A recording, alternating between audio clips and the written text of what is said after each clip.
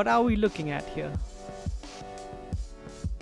Hey everyone, thanks for tuning in. This is Sir Mel coming at you with another video.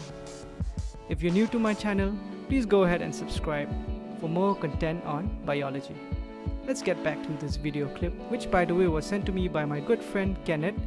So do check out his Instagram account, which I'll have a link in the description below.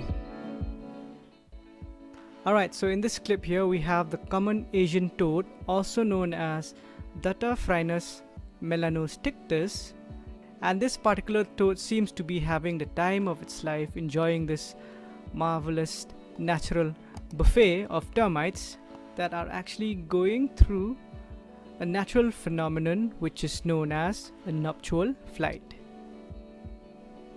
First thing first, some students have asked me what are the differences, or what rather is the difference between a frog and a toad.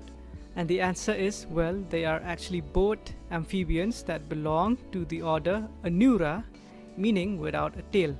And the only difference lies in their external appearance as well as their general behavior.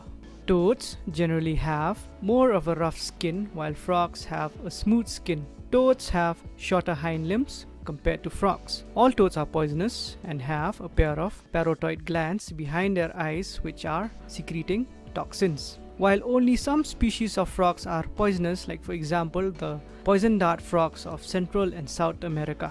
Toads also prefer land to water, while frogs tend to be more aquatic than terrestrial.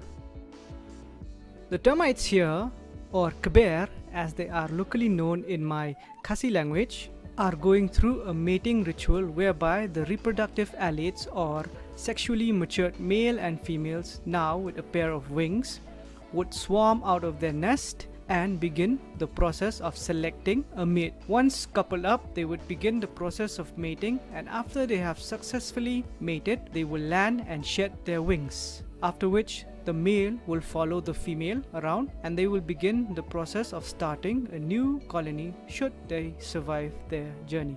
Termites are social insects and consist of different castes. There is a queen and a king, there are soldiers and there are workers. Each have their own roles to play, and this swarming behavior of the termites and some other insects is an adaptive solution to ensure the survival and continuity. Since termites have many natural enemies and predators, they would swarm out like this in vast numbers to ensure their survival in this constant struggle for existence.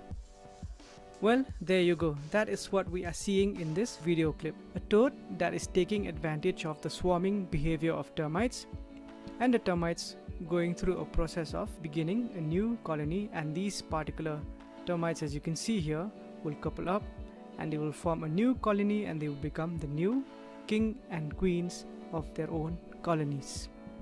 Hope you like this video. Thank you.